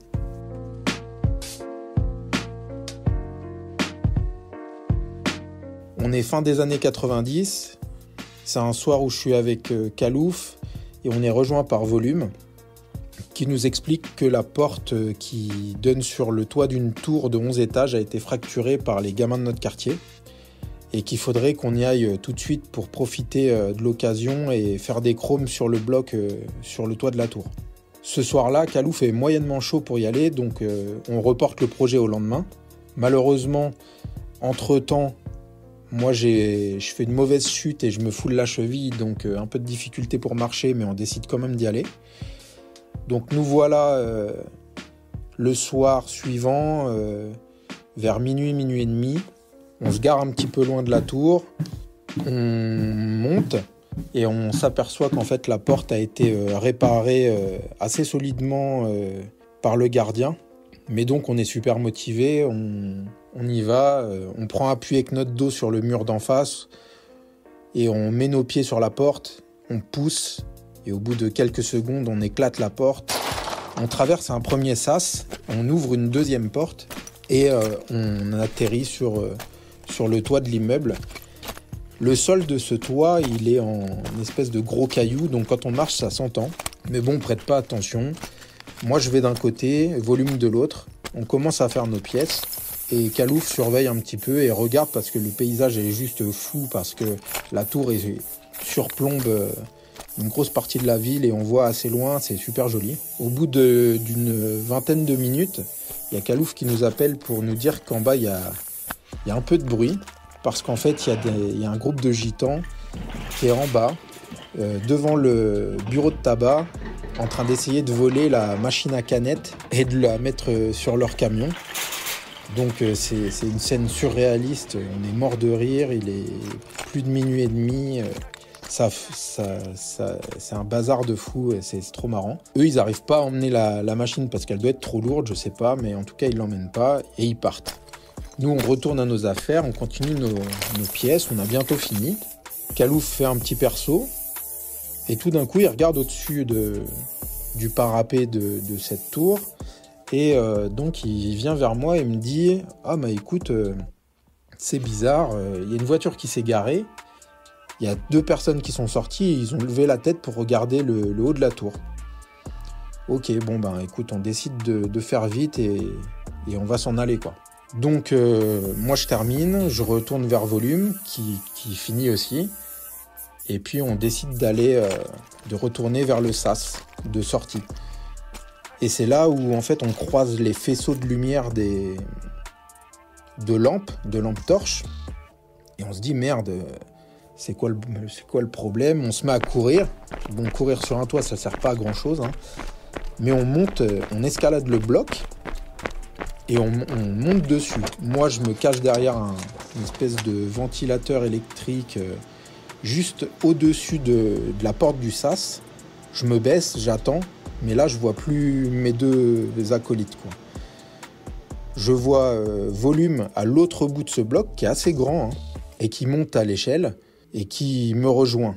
Donc on essaye de discuter, mais on voit toujours les faisceaux de lampes. C'est un peu compliqué, quoi. On peut pas sortir. Et à ce moment-là, on n'a plus de nouvelles de Kalouf, mais je suis avec Volume. Et donc Volume me dit, bah écoute, moi je saute. Je sais pas, il y a peut-être 2,40 m, je pense. Je saute, ça doit être le gardien, je lui mets un coup de latte et je me casse. Je lui dis, écoute, moi je peux pas sauter, je me suis tordu la cheville, je peux à peine marcher, c'est vraiment la merde. Bon, tout d'un coup, on finit de se parler et il y a quelqu'un qui rentre en courant sur le toit. Volume saute et il rentre dans le sas d'entrée pensant qu'il n'y ait personne. Et moi j'entends bouge plus à terre. Donc là c'est la merde. Je comprends que il y a les keufs ou je ne sais qui. Donc au final moi je reste caché derrière mon espèce de petit ventilateur qui me cache, mais bon je suis au-dessus de la porte, c'est vraiment pas un endroit idéal. Et là le mec qui est rentré en courant, il monte à l'échelle par où Volume était monté et il commence de balayer le haut du bloc avec sa lampe torche. Moi je me cache, il me voit pas. Il fait semblant de descendre, il remonte, il remet un coup de faisceau, il me voit, il me dit bouge plus. Donc moi, dans l'adrénaline, je saute pour faire comme Volume et rentrer dans le sas. Manque de peau, je m'éclate la cheville. Je m'aperçois que Volume, il est à terre, qu'il y a deux keufs qui sont en train de le braquer. Et donc, même tarif, à terre et tout. Donc là, le keuf qui était monté à l'échelle pour essayer de me choper, finit son tour et revient avec une bombe vide en disant voilà, ça y est, on est refait, on a notre soirée, on a chopé des petits taggers, voilà et tout. Et donc il avait posé la main sur le chrome de Volume et il revient avec un peu de peinture sur les mains. Donc il dit voilà, c'est frais, c'est eux, machin bidule. Donc la misère. Donc il y a un des deux flics qui commence de me mettre des coups de latte dans les chevilles et tout, pour dire alors c'est vous, on vous a serré, on vous a niqué votre soirée et tout, la misère, quoi. Entre-temps, ils commencent de discuter entre eux et Volume, je le regarde et lui, il avait un petit bout d'esquisse dessiné au stylo de pilote noir dans sa poche. Il le chope et pour pas qu'il y ait de preuve, il le met dans sa bouche et il mange l'esquisse. Et ce con, il me tire la langue et il me fait montrer sa langue noire et moi je suis mort de rire. Forcément, comme les keufs nous voient rigoler, moi je me reprends des coups de latte dans les jambes et dans les chevilles et je lui dis arrête, moi j'ai la cheville en vrac et tout, et il me dit tu crois que je suis con, j'ai bien vu et tout. Le mec me palpe, heureusement ne trouve pas mes clés de voiture parce qu'on dit qu'on est venu à pied et il nous relève.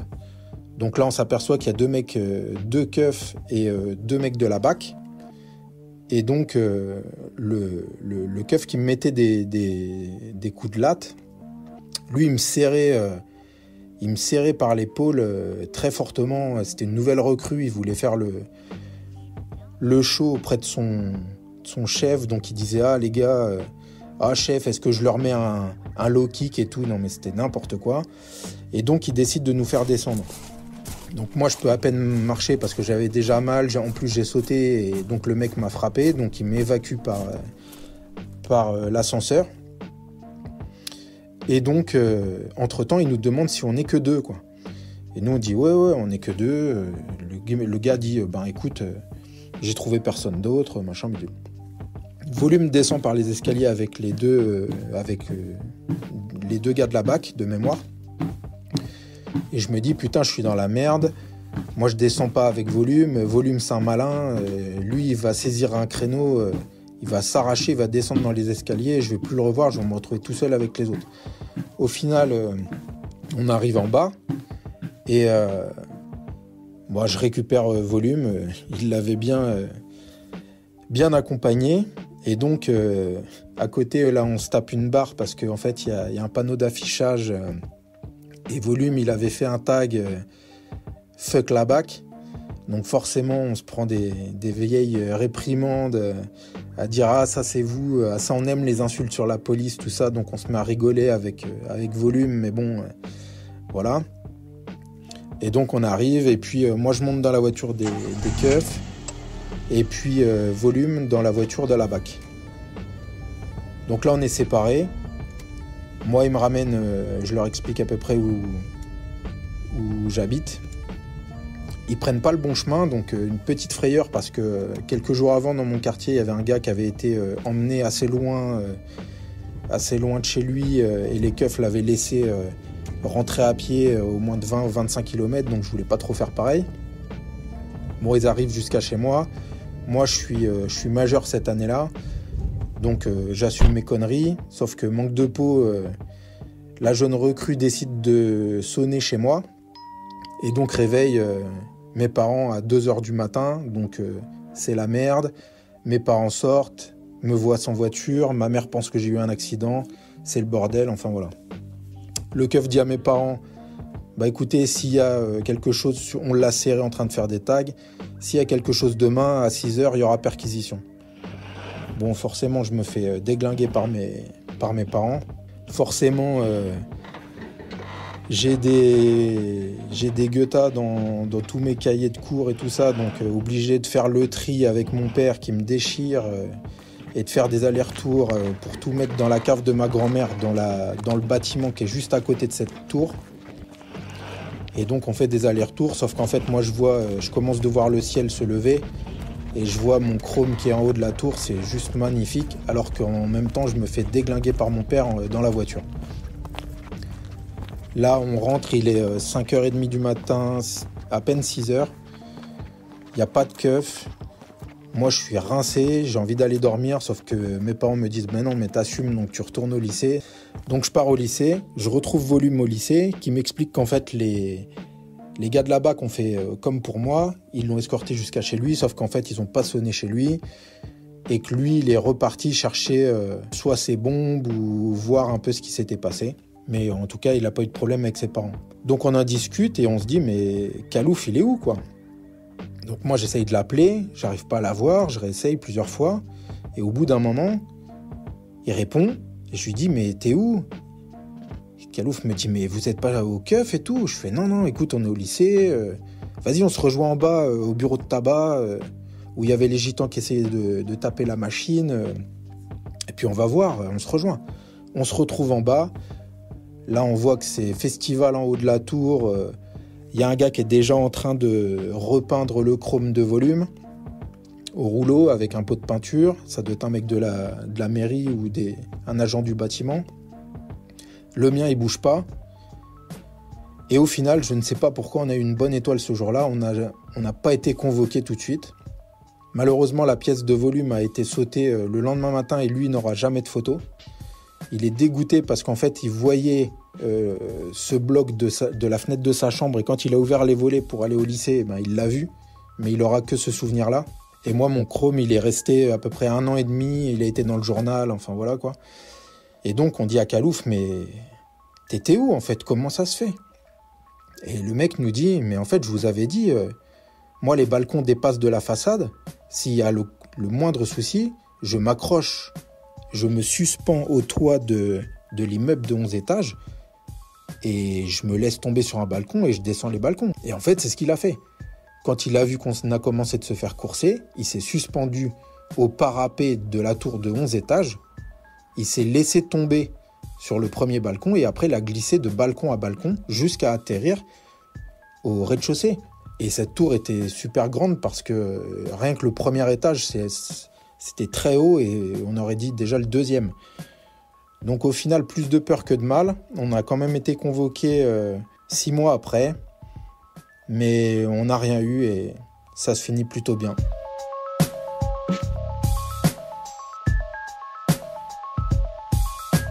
Farito, cette famille, MBK, PPDA. Phare Est.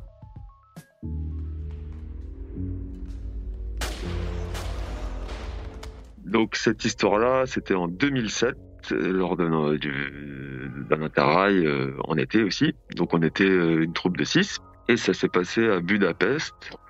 Donc on était accueillis par notre copine girl et on a retrouvé des poteaux portugais, les 1003 PV là, de Lisbonne.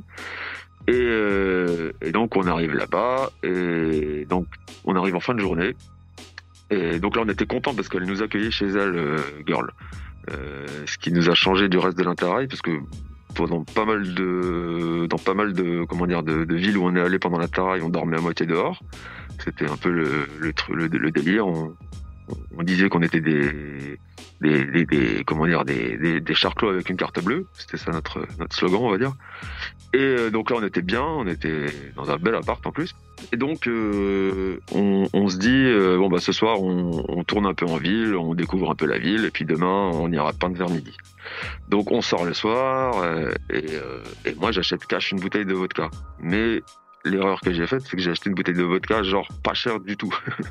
Et les vodkas pas chers en Hongrie, elles sont, voilà, c'est genre d'alcool de qualité très médiocre. Bref, on picole.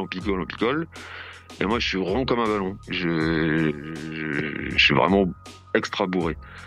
Et donc, je me prends à moitié la tête avec des espèces de magyars super costauds et tout ça. Enfin bref, c'est une soirée de bourré, quoi.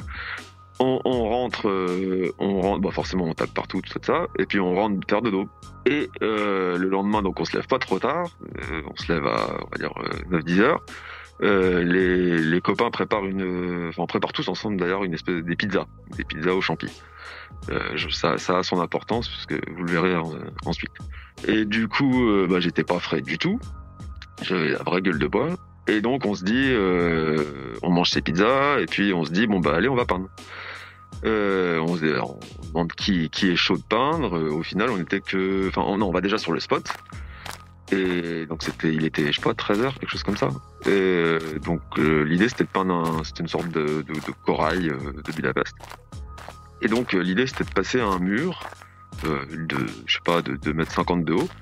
Et puis on passe derrière, on arrive entre les trains, et puis là on peint. Et en fait, plus personne n'était chaud. Il restait que un des Portugais, moi, et puis du coup, girl qui pour le coup, elle boitait aussi. Elle boitait. Elle s'était faite, je ne sais quoi, je sais plus trop comment. Bref, elle était pas en pleine possession de tous ses moyens. Et du coup, on est à 3. On monte le mur. Elle galère à mort, elle. Et puis on arrive de l'autre côté, on passe entre les trains, et là on arrive devant le wagon qu'on voulait faire. On fait à peine, on amorce nos sprays en l'air, on va dire, et puis là on voit un espèce de Golgoth de cheminot hongrois qui sort du wagon sur lequel on voulait peindre. Et du coup on a tout de suite couru. Donc le Portugais il a cavalé en prums. Il est cache repassé au-dessus du muret. Et moi je cavale avec girl. Et on arrive au muret, je monte sur le mur. Et elle forcément elle galère. Et je me dis je peux pas la laisser en galère. Du coup je lui tends ma main, quoi, pour essayer de la hisser. Et là le cheminot hongrois la retire par le bas. Et j'essaie de forcer un peu. Et en fait, en essayant de la tirer, faut pas oublier que j'avais une énorme gueule de bois, et j'étais aussi quelque chose que j'ai oublié de préciser, j'étais en short de bain, sans sous-vêtements, en short de bain.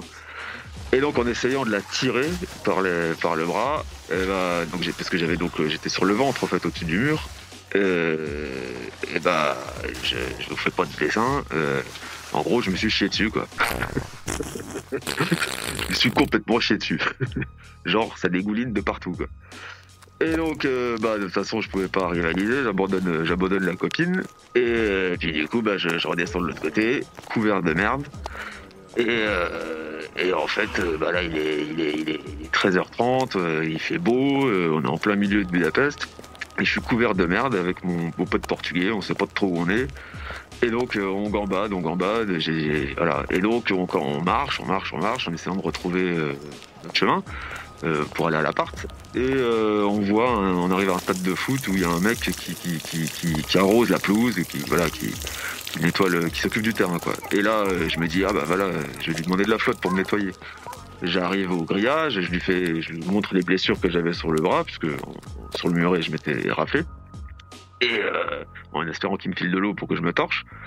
Et en fait, là, il s'approche de nous, et non, il va dans sa caloujotte, et il revient en fait avec des espèces de mercurochrome et des cotons pour me nettoyer mes plaies, parce que je lui avais montré les plaies en lui disant ouais, j'ai besoin d'eau pour me nettoyer les plaies. Et en fait, en me donnant le mercurochrome, donc il était tout proche de moi, là je le vois, il tire une tronche genre putain tu pues mon pote et tout. Du coup mauvaise pioche, donc on continue de marcher et on retrouve l'appartement. Donc nos potos étaient à l'appartement. La girl, elle, n'était toujours pas là, donc j'en profite, je prends une douche et tout ça. Et pour finir, le petit côté badant de cette histoire, c'est qu'en gros, girl, elle arrive quelques temps après, en fait, et elle me raconte l'histoire. En gros, le mec, le gros cheminot Magar, là, il l'a ramené dans sa petite baraque, et il lui a dit bon écoute, pose tes fesses là, je vais appeler la police. Mais avant d'appeler la police, je vais déjà appeler mes potes. Voilà, je vous laisse imaginer pourquoi. Et parce qu'en plus c'est une belle meuf et tout. Et donc là, il se retourne, il lui tourne le dos pour téléphoner. Et en gros, cette grande meuf qu'elle est, elle a vu qu'il y avait une bouteille en verre qui traînait par là. Elle a saisi la taille-bout et clac, elle lui a claqué sur la tête. Et puis elle a réussi à se carapater, quoi. Et puis en gros elle est revenue, je sais pas trop comment.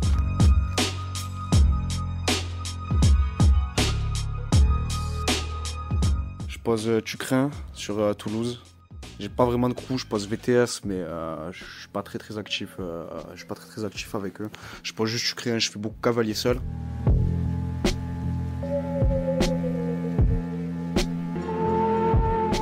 L'anecdote que je veux raconter, elle s'est passée à Montauban, à 50 km au nord de Toulouse à peu près. Il y a environ quelques mois, il me semble que c'était la période où il faisait encore beau en début d'année scolaire. Donc c'était, je dirais octobre-novembre, un truc comme ça, 2023. Et en fait, j'étais parti à Montauban pour faire des broutilles vite fait. Je me suis dit en parallèle, je vais aller peindre. Et j'étais presque parti pour reprendre le train direction de Toulouse, pour repartir, sauf que j'avais 35 ou 40 minutes d'attente. Enfin bref, c'est pas vraiment un détail qui a son importance.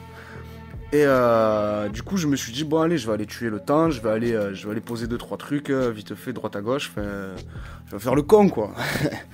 Et du coup, que je commence, je vadrouille un petit peu dans le quartier où est la gare, dans cette ville de merde. Et je peins à droite, un peu à gauche, et là je commence à faire une façade d'une maison qui est remplie de graphes. C'est-à-dire que de pièces. C'est-à-dire que même pour poser mes trucs, j'ai dû les faire en pas bien gros parce que sinon je repassais sur les autres. Et pile au moment où je fais mon truc et que je termine, il y a un gonze qui arrive en Clio 3 rouge. Habillé full militaire, full treillis le gonze. Et l'habit faisait le moine à ce moment-là, et c'était bel et bien militaire. Je vois une espèce d'armoire à glace qui sort de sa voiture. Moi je suis pas épais, hein. je fais, on va dire ça comme ça, hein. Je suis pas un abo non plus, mais comparé à lui, je faisais pas le beau, on va dire ça comme ça. Et je vois une armoire à glace qui sort, un mec qui fait au moins une tête de plus que moi, qui a des épaules 2 fois les miennes. Et commence à essayer, même pas il veut discuter, il dit ouais qu'est-ce que tu fais machin, il essaye de m'en mettre une, donc je l'esquive de justesse, il essaie de me mettre la main dessus, de m'attraper. Donc là j'ai pas cherché à comprendre, comme je te disais, j'ai pas fait le beau, j'ai attrapé mon sac, je commence à partir en courant.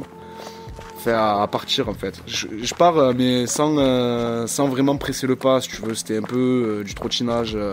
Trottinage marche vite, mais bon le gonze apparemment il était pas, il me suivait pas plus que ça. Et en fait c'était à l'entrée d'une rue que j'avais commencé à poser, que l'altercation elle avait commencé. Et en fait je traverse une rue pour aller dans une rue qui était en face de celle où j'étais. Et première voiture que je croise arrêtée, les Condés. Et j'imagine qu'ils avaient vu l'altercation parce que du coup ils m'ont demandé de m'arrêter, ils m'ont demandé qu'est-ce que j'avais dans mon sac et compagnie. Donc bien évidemment je leur sors une spray. Il y en a un qui est omnibulé par la spray. Et je crois qu'il en avait jamais vu de sa vie avant, ce campagnard. Et après il y en a un qui s'occupe d'aller voir le militaire en question et un autre qui vient me voir à moi pour me prendre mes papiers et éventuellement procéder à une fouille, j'imagine. Sauf que, vu comme les choses se sont passées, qu'il y en a qu'un de dispo sur moi qui a l'air d'avoir plus de 60 ans que d'être un jeune en forme, je me suis dit, bon allez, on va tenter le coup, je vais essayer de me barrer, j'ai le train qui est dans pas longtemps, ça serait con de le rater pour une histoire comme ça, quoi. Et du coup, je commence à courir, et putain, du coup, bon, forcément, les keufs, chasse, ils commencent à s'activer, ils rentrent dans la voiture, mais sauf que je cours une cinquantaine de mètres en Harbat Selek, j'ai couru de fou. Et je vois cette putain de Clio 3 derrière moi là. Donc qu'est-ce que je fais? Je m'arrête, je le contourne de son côté à lui et je repars. Et là, bon, ben lui, bien évidemment, coup de première, seconde, troisième, il m'a rattrapé à moins de temps qu'il n'a fallu pour le dire. Donc je refreine, je me dis je vais refaire la même, je repasse autour de la voiture de son côté. Cet enculé il essaie d'ouvrir la porte et j'y claque la porte dessus. Je reparais, je recours, jamais 203 comme on dit, hein, et il m'a rattrapé de nouveau. Sauf que là, cette fois-ci, il s'est dit, bon, je vais être malin, je vais le laisser passer et sortir. Putain, pour une fois, franchement, j'aurais pu tomber sur un con, je suis tombé sur un mec qui réfléchissait, putain. Et du coup, il est sorti. Moi, ça faisait peut-être 150 mètres que je courais comme un dératé, j'en pouvais plus, j'étais claqué. Il a pas mis longtemps avant de me rattraper, il m'a mis un plaquage et vu le poids qu'il faisait comparé au mien, j'étais immobilisé vite fait, franchement. Je vais pas raconter la messe, mais voilà, j'ai pas gagné cette fois-ci. Et du coup, il m'a plaqué au sol, j'imagine droite, les condés qui arrivent par derrière. Du coup, j'ai eu le droit à ma fouille au corps et bon, pas de chance, cette fois-ci j'étais un peu chargé, j'avais une paire de grammes sur moi et ça a suffi pour m'amener au commissariat. Voilà, donc cette fois-ci, j'ai pas réussi à m'en sortir, mais... Depuis, et crois-moi sur parole, je me suis inscrit, mais j'ai acheté des chaussures pour aller courir le matin pour éviter que ça réarrive.